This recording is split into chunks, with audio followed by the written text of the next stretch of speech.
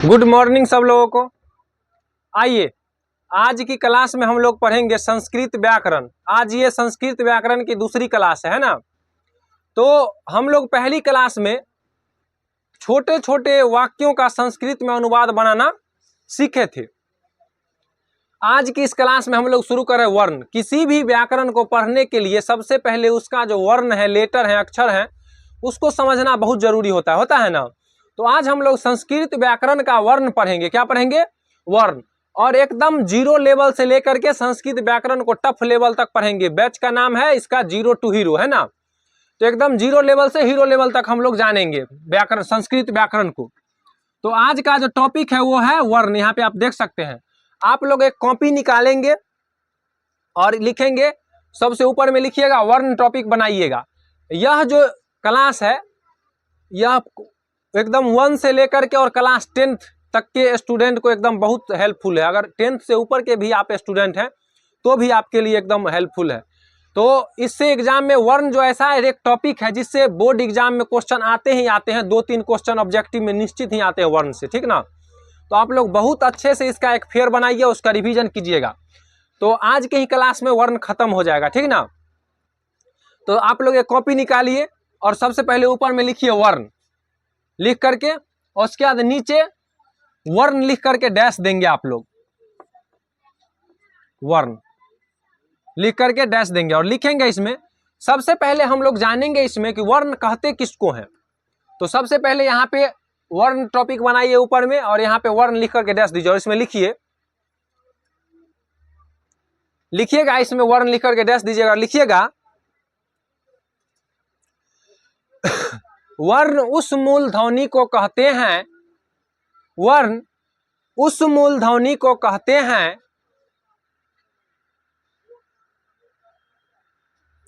वर्ण उस मूल ध्वनि को कहते हैं जिसे जिसे जिसे खंड या टुकड़ा नहीं किया जा सकता है। वर्ण उस मूल ध्वनि को कहते हैं जिसे खंड या टुकड़ा नहीं किया जा सकता है। वर्ण उस मूल ध्वनि को कहते हैं जिसे खंड या टुकड़ा नहीं किया जा सकता है। समझे? नहीं किया जा सकता है यानी कि वैसा ध्वनि, वैसा स्वर, मुंह से हम जो बोलते हैं जितना ध्वनि निकलता है, जितना स्वर निकलता है, तो वैसा स्वर जिसको हम खंड या टुकड़ा नहीं कर सकते, अलग नहीं कर सकते हैं, उसको क्या कहते हैं? वर्ण कहते हैं। क्या कहते हैं? वर्ण। इसके जैसे में लिखिएगा, वर्ण के जैसे, इसके नीचे जस्ट अभी लिखे इसके नीचे लिखिएगा जैसे। जैसे जैसे में लिखिएगा अ कौमा क हलंत च हलंत ट हलंत त हलंत इत्यादि इत्यादि। यानी कि ये सब ऐसे शब्द हैं, ऐसे ध्वनि हैं जिसका हम टुकड़ा नहीं कर सकते हैं। यानी कि मान लीजिए कि हम कहे क, तो क अपने आप में क है, इसको कैसे तोड़ेंगे? मान लीजिए कि हम मुंह से एक ध्वनि निकाले अब। क्या निकाले? अब। अ और ब, अब भी एक ध्वनि है, जिस आवाज है। ध्वनि मतलब कि आवाज है जिसको हम बोलते हैं। तो अब भी आवाज है और क भी आवाज है। तो अब को हम अलग कर सकते हैं। अब को जब हम अलग कीजिएगा तो हो जाएगा अ अलग और ब अलग। यानी कि अ और ब के मिल से क्या बना है? अब। तो क्या अब वर्ण है? नहीं, अब वर्ण नहीं है। क्यों? क्योंकि हम अब को तो अलग कर सकते हैं ना, नहीं अलग कर सकते हैं। अब को हम अलग कर सकते हैं, अ को अलग और ब को अलग। तो अब जो है वह वर्ण नहीं है। तो वर्ण कौन है? तो वर्ण है क को अलग नहीं कर सकते। इसी में अगर अ अलग हो गया, ब अलग हो गया, तो ये वर्ण है, अ वर्ण है और ब वर्ण है। तो यानी कि इससे हमको समझ में आया कि दो वर्णों के मेल से, दो या दो से अधिक वर्णों के मेल से हमको क्या बनता है? शब्द। ये क्या है? शब्द। ये वर्ण नहीं है। तो वैसा ध्वनि, वैसा साउंड जिसके उच्चारण को जिसको हम अलग नहीं कर सकते हैं, यानी कि दो खंडों में विभाजित नहीं कर सकते हैं, उसी को क्या कहते हैं? वर्ण कहते हैं।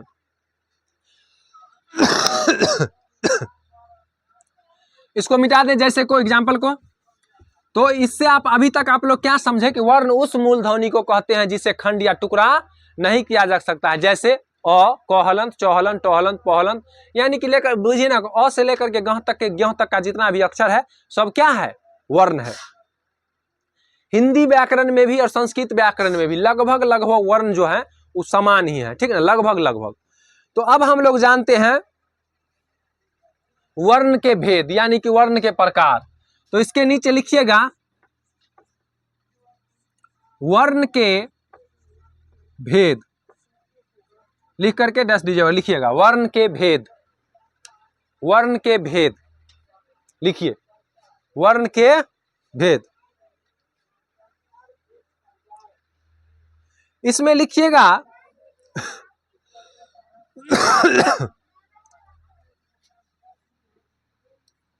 वर्ण के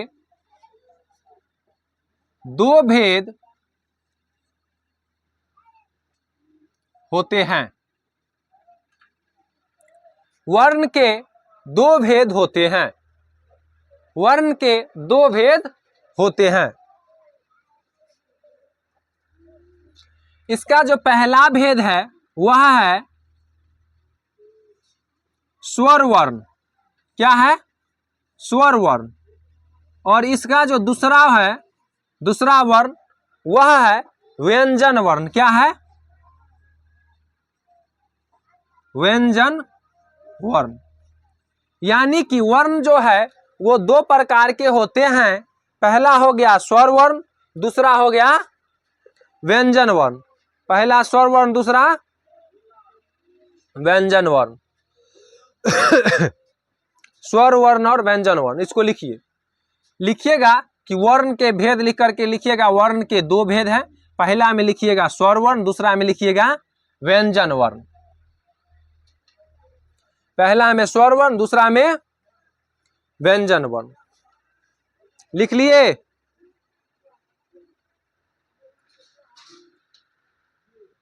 देखिए ये जो व्यंजन वर्ण है ये जो है ऐसे भी लिखा जाता है व्यंजन वर्ण, तो दोनों सही है, ये लिखिए ये भी सही है और ये लिखिए ये भी सही है, दोनों सही है व्यंजन वर्ण। तो अब आप लोग इसके नीचे एक नंबर जो है स्वर वर्ण वो लिख के डैश दीजिएगा, एक नंबर, एक नंबर में क्या है, स्वर वर्ण, लिख करके डैश दीजिएगा, लिखिएगा स्वर वर्ण में। हम लोग वर्ण चैप्टर को इस प्रकार से पढ़ेंगे कि अगर एग्जाम में क्वेश्चन आए तो एक भी क्वेश्चन नहीं छूटे, ठीक ना। तो आप लोग अच्छे से एकदम डबल पेन से ब्लू ब्लैक फेयर कीजिएगा और उसको बार बार रिवीजन कीजिएगा। लिखिएगा स्वर वर्ण लिख करके डैश दीजिए, इसमें लिखिए जिसका उच्चारण, जिसका उच्चारण, जिसका उच्चारण, जिसका उच्चारण बिना किसी, जिसका उच्चारण बिना किसी दूसरे वर्णों की सहायता से हो, बिना किसी दूसरे वर्ण की सहायता से हो, उसे स्वर वर्ण कहते हैं। स्वर वर्ण में लिखिएगा जिसका उच्चारण बिना किसी दूसरे वर्ण की सहायता से हो उसे स्वर वर्ण कहते हैं। लिख रहा है राजकुमार, लिखो, जिसका उच्चारण बिना किसी दूसरे वर्ण की सहायता से हो उसे स्वर वर्ण कहते हैं, ठीक है।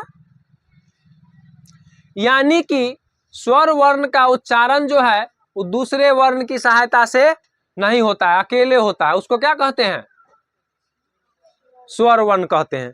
इसका जैसे में लिखिएगा, जैसे, स्वर वर्ण के जैसे लिखिएगा, जैसे में अ, आ, कॉमा कॉमा दे के लिखिएगा, हर्ष ई, दीर्घ ई, उसके बाद लिखिएगा हर्ष उ, दीर्घ उ,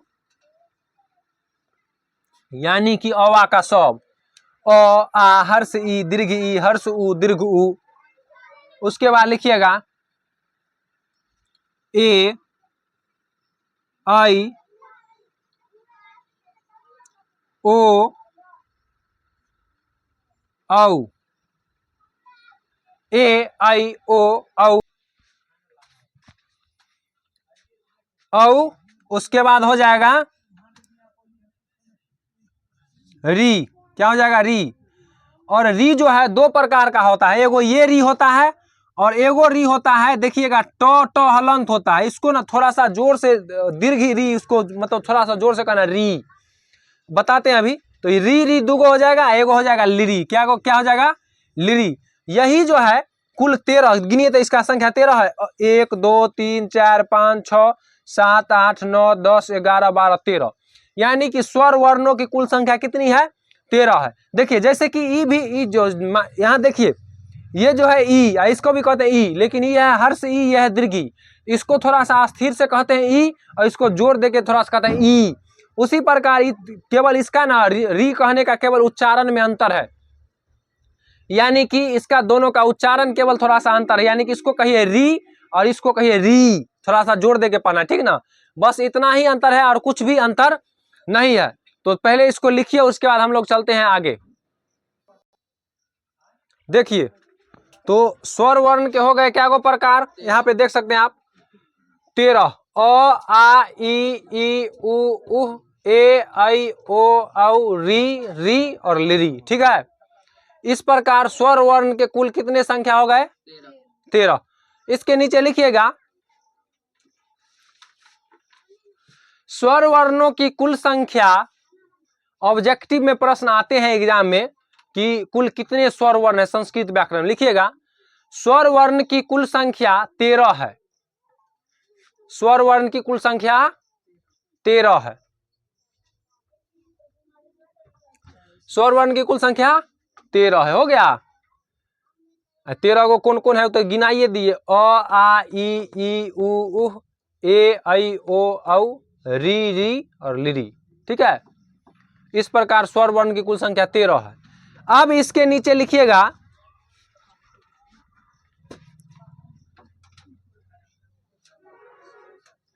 स्वर वर्ण के भेद, क्या लिखिएगा, इसको बुआ मिटाते हैं, मिटा दें, चलिए।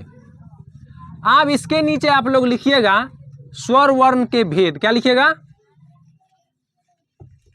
स्वर वर्ण के भेद।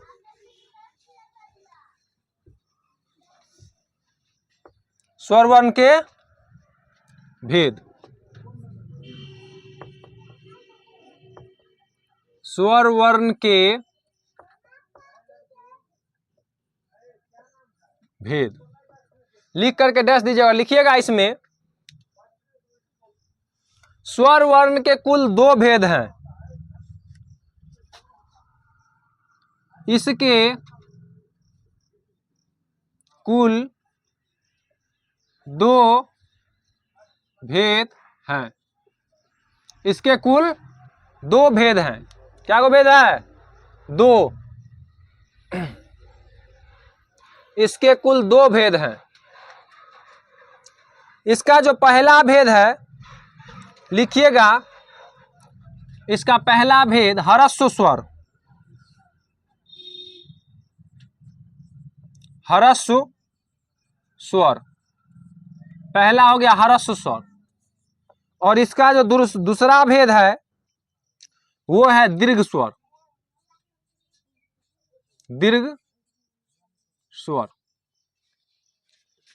ह्रस्व स्वर स्वर वर्ण के 2 भेद हैं, पहला ह्रस्व स्वर और दूसरा दीर्घ स्वर।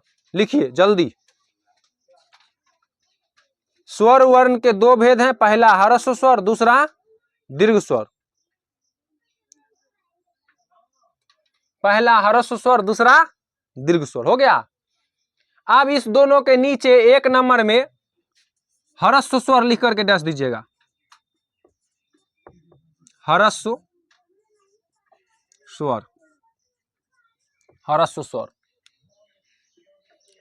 इसके नीचे ह्रस्व स्वर लिख करके डैश दीजिएगा और लिखिएगा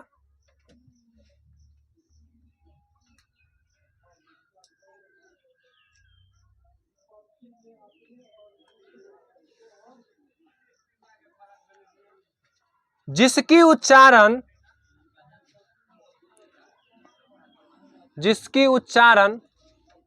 एक मात्रा की सहायता से हो, जिसकी उच्चारण एक मात्रा की सहायता से हो उसे, जिसकी उच्चारण एक मात्रा की सहायता से हो उसे ह्रस्व स्वर कहते हैं। जिसकी उच्चारण एक मात्रा की सहायता से हो उसे ह्रस्व स्वर कहते हैं। जिसकी उच्चारण एक मात्रा की सहायता से हो उसे ह्रस्व स्वर कहते हैं। इसी में लिखिएगा इसे मूल स्वर भी कहते हैं। इसे मूल स्वर भी कहते हैं। इसे मूल स्वर भी कहते हैं। इसे मूल स्वर भी कहते हैं। इसे मूल स्वर भी कहते हैं, यानी कि इसका दूसरा नाम, ह्रस्व स्वर का दूसरा नाम मूल स्वर भी है। इसका दूगो नाम है, ठीक है। इसके बाद इसका एग्जाम्पल लिखिएगा जैसे में। जैसे ह्रस्व स्वर का एग्जाम्पल, यानी कि ह्रस्व स्वर के जैसे में अ, हर्ष ई, हर्ष उ और री और लिरी, लिरी, अ ई उ री और लिरी, 1 2 3 4 5, अ ई उ री लिरी हो गया। इसके नीचे लिखिएगा ह्रस्व स्वर की कुल संख्या 5 है।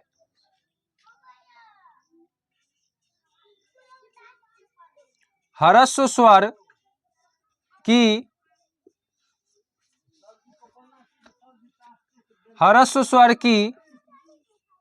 कुल संख्या 5 है। ह्रस्व स्वर की कुल संख्या 5 है, यानी कि ह्रस्व स्वर की संख्या कितनी है? 5 है। ह्रस्व स्वर की कुल संख्या कितनी हो गई? 5। आप लोग ध्यान में रखिएगा, एग्जाम में क्वेश्चन आता है कि ह्रस्व स्वर की कुल संख्या कितनी है और 4 गो ऑप्शन देगा, 5, 8, 7, 6, इस प्रकार। तो क्या लगाइएगा आप लोग? 5। ह्रस्व स्वर की कुल संख्या कितनी है? तो 5। आगे पूछेगा कि स्वर वर्ण की कुल संख्या कितनी है, तो क्या कहिएगा? 13। कितना है? 13। तो हम लोग ह्रस्व स्वर को देख लिए। अब आप लोग टॉपिक बनाइए दीर्घ स्वर। इसको मिटा दें, इसको मिटाते हैं। अब जो इसका स्वर वर्ण का दूसरा भेद है, जिसको कहते हैं दीर्घ स्वर, लिख करके डैश दीजिएगा आप लोग। दीर्घ स्वर दूसरा जिसका नाम है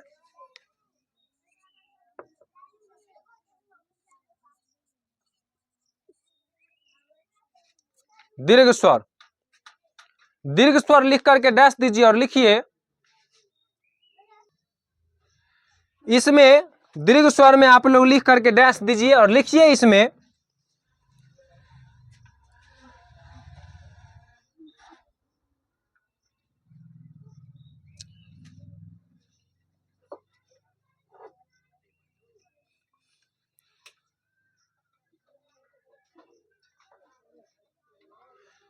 इसका उच्चारण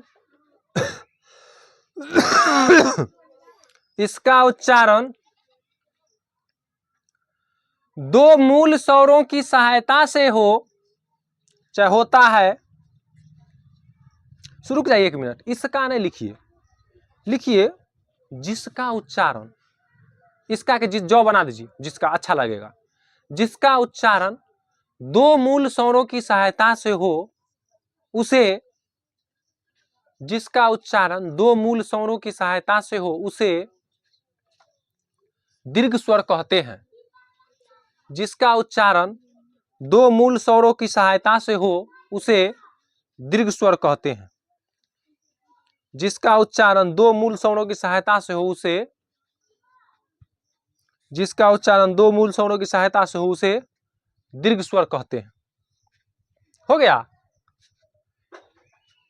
जिसका उच्चारण दो मूल स्वरों की सहायता से उसे दीर्घ स्वर कहते हैं। जिसका उच्चारण दो मूल स्वरों की सहायता से उसे दीर्घ स्वर कहते हैं।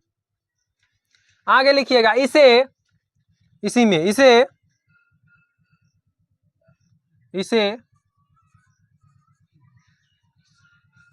संधि स्वर भी कहते हैं। इसे संधि स्वर भी कहते हैं। संधि स्वर, दीर्घ स्वर का दूसरा नाम संधि स्वर है।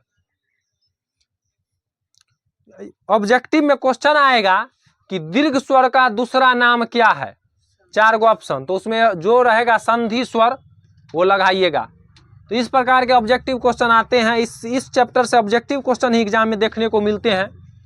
तो एक बार ऐसे पढ़ लीजिए कि कहीं से भी क्वेश्चन आए वर्ण से तो छूटे नहीं, एकदम इस प्रकार पढ़िए। तो दीर्घ स्वर में लिखिएगा, इसे संधि स्वर भी कहते हैं। आप इसका एग्जाम्पल लिखिए,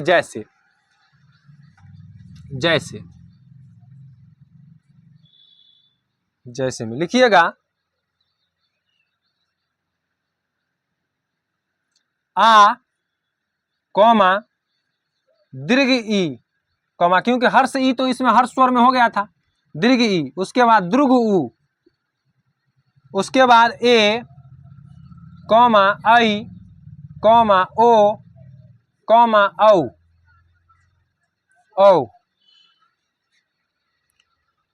और देखिए ये वाला री हुआ था हर्ष स्वर में, ये ट संयुक्त वाला री जो होगा ये होगा दीर्घ स्वर में। इस प्रकार देखिए गिन करके 1 2 3 4 5 6 7 8, 8 गो इसमें दीर्घ में हो गया और 5 गो हो गया हर्ष में, तो 13 गो पुर गया ना। तो लिखिएगा, आ ई उ ए आई, सॉरी उह है, आ ई दीर्घ ई दीर्घ उ ए आई ओ औ और री, तो ये हो गया क्या, दीर्घ स्वर। इसे संधि स्वर भी कहते हैं। इसके नीचे लिखिएगा, दीर्घ स्वर की कुल संख्या 8 है। दीर्घ स्वर की कुल संख्या 8 है। दीर्घ स्वर की कुल संख्या 8 है। दीर्घ स्वर की कुल संख्या 8 है। दीर्घ स्वर की कुल संख्या 8 है। लिख लिए, दीर्घ स्वर की कुल संख्या 8 है। दीर्घ स्वर की कुल संख्या 8 है। इस प्रकार जो है हम लोगों का स्वर संधि, स्वर वर्ण खत्म हुआ। अब हम लोग चलेंगे व्यंजन वर्ण। सबसे पहले जितना को पढ़े हैं एक बार हम चाहते हैं कि रिवीजन हो जाए। तो सबसे पहले हम लोग क्या पढ़े कि वर्ण किसे कहते हैं। तो वर्ण उस मूलध्वनि को कहते हैं जिसे खंड या टुकड़ा नहीं किया जा सकते, जैसे अ, कहलन, चहलन, टहलन, पहलन, टहलन, जो भी हो, etc। उसके बाद हम लोग जाने कि वर्ण 2 प्रकार के होते हैं, स्वर वर्ण और व्यंजन वर्ण पढ़े। उसके बाद हम लोग पढ़े कि स्वर वर्ण किसे कहते हैं। तो जिसका उच्चारण बिना किसी दूसरे वर्णों की सहायता से हो उसे स्वर वर्ण कहते हैं। जैसे अ आ ई उ उह ए आई ओ औ और री, दीर्घ री और लिरी, यानी कि री और लिरी। उसके बाद हम लोग पढ़े कि हर्ष स्वर की संख्या, सॉरी, स्वर वर्ण की संख्या कितनी है, 13। स्वर वर्ण की संख्या 13। उसके बाद हम लोग पढ़े कि स्वर वर्ण 2 प्रकार के होते हैं, पहला हर्ष स्वर, दूसरा दीर्घ स्वर। उसके बाद हम लोग पढ़े कि हर्ष स्वर किसे कहते हैं। तो जिसका उच्चारण किसी दूसरे दूसरे स्वर की सहायता से न हो उसको क्या कहते हैं, हर्ष स्वर, है ना। किस मतलब एक मात्रा की सहायता से, दूसरे मात्रा की सहायता से नहीं हो। एक मात्रा के कहने का मतलब क्या, देखिए जैसे कि आ कहने में दूगो मात्रा आ जाता है, ओ और ओ के मेल से आ बनता है। तो दूगो मात्रा नहीं, केवल एक्के गो मात्रा की सहायता से जिसका उच्चारण होता है उसी को क्या कहते हैं? ह्रस्व स्वर। क्या कहते हैं? ह्रस्व स्वर। उसके बाद हम लोग पढ़े ह्रस्व स्वर का अन्य नाम क्या है? मूल स्वर। क्या है? मूल स्वर। तो ह्रस्व स्वर का एक अन्य नाम मूल स्वर है। उसके बाद हम लोग पढ़े कि ह्रस्व स्वर की कुल संख्या 5 है। कथी है? 5। अ, हर्ष ई, हर्ष उ और अथी री और लिरी। सोया। तो इस प्रकार 5 गो हो गया क्या? ह्रस्व स्वर। उसके बाद हम लोग पढ़े दीर्घ स्वर। तो वह मतलब जिसका दो मूल स्वरों की सहायता से जिसका उच्चारण हो उसको क्या कहते हैं? दीर्घ स्वर कहते हैं। उसके बाद पढ़े कि दीर्घ स्वर को संधि स्वर भी कहते हैं, इसका अन्य नाम हो गया। उसके बाद हम लोग पढ़े कि दीर्घ स्वर की संख्या कितना है? 8 है। 5 और 3 8, 8 है। कौन कौन है दीर्घ स्वर? तो देखिए आ, दीर्घ ई, दीर्घ उ, ए, आई, ओ, औ और री, दीर्घ री, जिसमें ट संयुक्त होता है वो वाला री। तो इस प्रकार 8 को क्या हो गए? दीर्घ स्वर। क्या हो गए? दीर्घ स्वर। अब हम लोग चलते हैं व्यंजन वर्ण में। स्वर वर्ण हमारा हो गया खत्म। अब ना 2 नंबर में जो था इसको मिटा देते हैं। अब जो हमारा दूसरा था व्यंजन वर्ण, व्यंजन वर्ण लिख करके आप लोग डैश दीजिए। स्वर वर्ण हो गया खत्म। अब लिखिए व्यंजन वर्ण दूसरा में, व्यंजन वर्ण, या ऐसे भी लिख सकते हैं व्यंजन वर्ण। व्यंजन वर्ण लिख करके डैश दीजिए। व्यंजन वर्ण लिख करके डैश दीजिए। लिखिए इसमें जिसका उच्चारण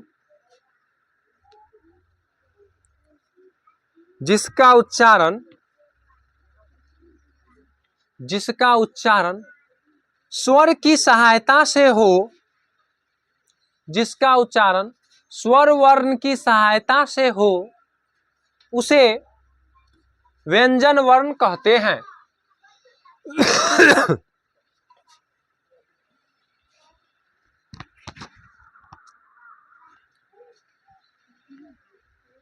जिसका उच्चारण स्वर वर्ण की सहायता से हो उसे व्यंजन वर्ण कहते हैं। जिसका उच्चारण स्वर वर्ण की सहायता से हो उसे व्यंजन वर्ण कहते हैं। हो गया। इसका जैसे में लिखिएगा, व्यंजन वर्ण के जैसे में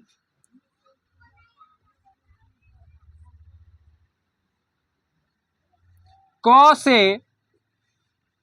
से ह तक, जैसे में लिखिए क से ह तक, यानी कि क ख ग घ अंग च छ ज झ का पूरा, ट ठ ड ढ का पूरा, त थ द ध का पूरा, प फ ब भ का पूरा, फिर य र ल व का कहाँ तक? ह तक। ह तक, यानी कि क से लेकर के ह तक के वर्ण को क्या कहते हैं? व्यंजन वर्ण। यानी कि इसका एक दूसरा ये भी परिभाषा हो सकता है कि क से लेकर के ह तक के वर्ण को व्यंजन वर्ण कहते हैं। हम अभी लिखाए हैं कि जिसका उच्चारण किस स्वर की सहायता से हो उसे व्यंजन वर्ण कहते हैं, लिखा है।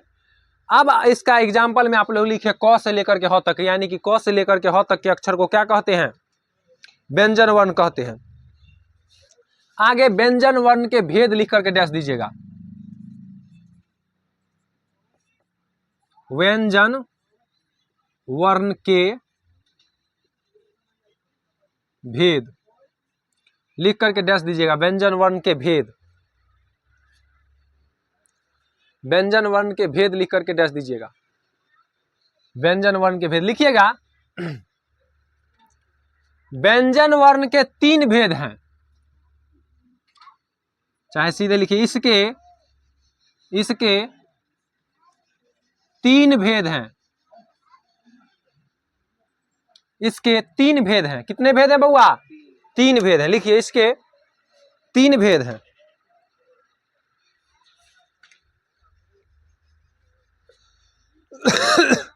इसके मुख्यतः 3 भेद हैं। इसके मुख्यतः 3 भेद हैं। हो गया। लिखो इसके 3 भेद हैं या मुख्यतः 3 भेद की बात है। इसके 3 भेद हैं। पहला में लिखिएगा, पहला भेद इसका लिखिएगा बउआ, पहला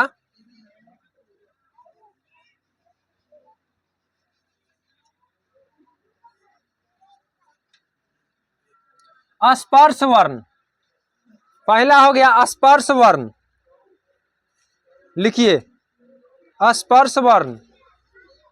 दूसरा हो जाएगा अंतस्थ वर्ण, अंत्यस्थ वर्ण, अंतः, इसको अंत्यस्थ कहते हैं, अंत्यस्थ वर्ण, अंत्यस्थ वर्ण। और तीसरा हो जाएगा ऊष्म वर्ण, ऊष्म वर्ण, ऊष्म वर्ण। तो इसका पहला हो गया स्पर्श वर्ण, अंत्यस्थ वर्ण और ऊष्म वर्ण। और वर्ण दो बार हो गया, एक के वाले ऊष्म वर्ण एक साथ, ठीक है। ऊष्म वर्ण अंत्य स्पर्श वर्ण, अंत्यस्थ वर्ण और ऊष्म वर्ण, ऊष्म वर्ण। तो इस प्रकार व्यंजन वर्ण के जो है 3 भेद हैं। यहाँ तक के लिखिए, इसके बाद इसको मिटाते हैं और बारी बारी से हम लोग तीनों भेद को पढ़ेंगे। उसके बाद हमारा वर्ण टॉपिक कंप्लीट हो जाएगा। उसके बाद एग्जाम में कहीं से भी क्वेश्चन आएगा तो आप लोग जरूर बना लीजिएगा। और पीछे के 2-3 साल का जो पूछा हुआ क्वेश्चन होगा उसमें से आप लोग मेरे से ये पढ़ने के बाद आप लोग मिला करके देखिएगा, वर्ण से एक एक क्वेश्चन जो है इतना ही में से आया होगा, ठीक ना। आप लोग देख लीजिएगा। इसके बाद आने वाले जो भी एग्जाम है उसमें आपको संस्कृत व्याकरण में वर्ण से क्वेश्चन नहीं छूटेगा, इसका गारंटी। एकदम सटीक पढ़े हैं और जो एग्जाम में आता है वही पढ़े, इससे ऊपर कुछ नहीं हो सकता है। तो इसीलिए अगर आपको वीडियो अच्छा लगेगा तो लाइक कीजिएगा और कमेंट जरूर कीजिएगा कि आपको कैसा लगता है और संस्कृत व्याकरण का आगे का और कौन टॉपिक का वीडियो चाहिए और कैसा क्या, ठीक ना। कमेंट करते हैं आप लोग तो उससे हमको पता चलता है कि आप लोग अच्छे से पढ़ रहे हैं या नहीं। तो हमें भी वीडियो बनाने के लिए और उत्सुकता मिलेगी, ठीक है। तो सबसे पहले आप लोग ये जो 1 नंबर में है स्पर्श वर्ण, इसको लिख करके डैश दीजिए। हम इसको मिटाते हैं, ठीक ना। तो आप लोग क्या कीजिए, स्पर्श वर्ण 1 नंबर वाला जो है लिख करके डैश दीजिए। पहला नंबर स्पर्श वर्ण लिख करके डैश देंगे, स्पर्श वर्ण। इसमें लिखिएगा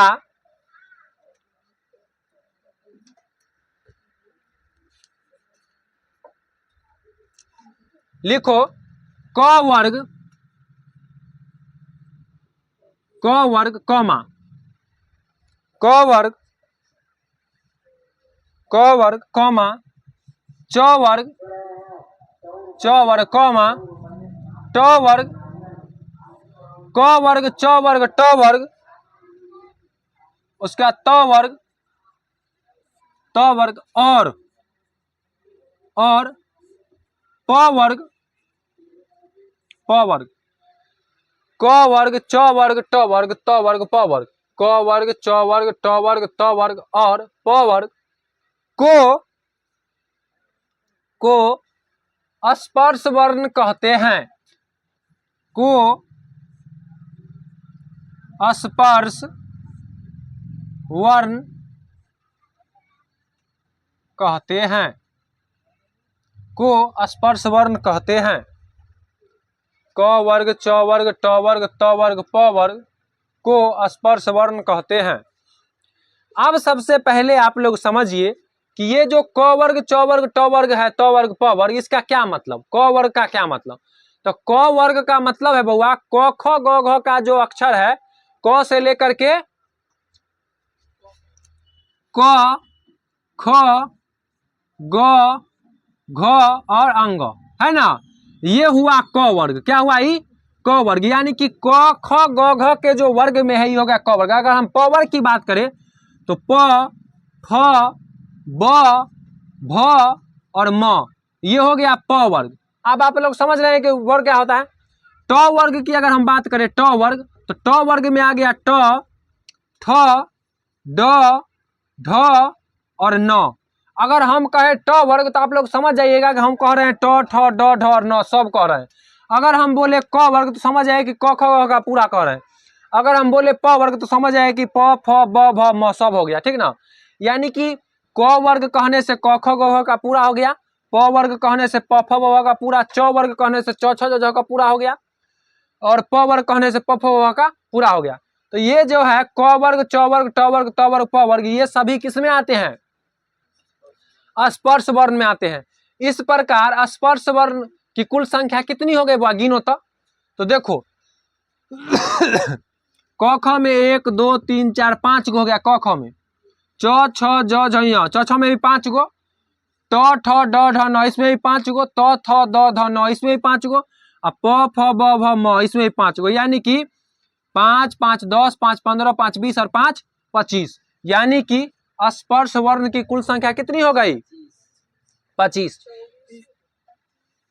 इसके नीचे आप लोग लिखिएगा,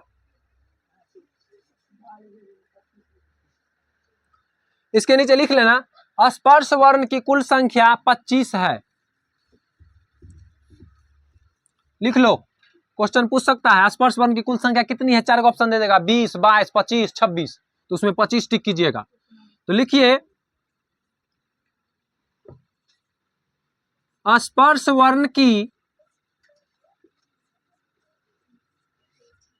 कुल संख्या 25 है। स्पर्श वर्ण की कुल संख्या 25 है। अच्छा से हमको आशा करते हैं कि आप लोग बहुत अच्छे तरह से स्पर्श वर्ण को समझ गए होंगे। अब 2 नंबर जो है अंत्यस्थ वर्ण, उसको लिख करके डैश दीजिए। 2 नंबर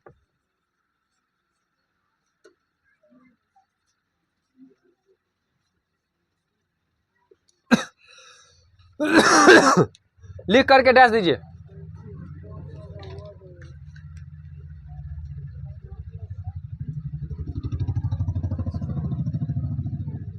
है स्पष्ट वर्ण की कुल संख्या 25 है।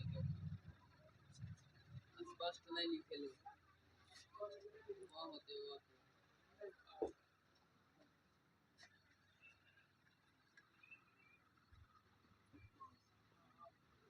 स्पर्श वर्ण की कुल संख्या 25 है, ठीक है।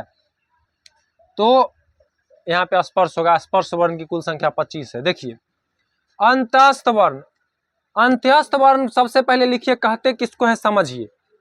लिखिए इसमें कि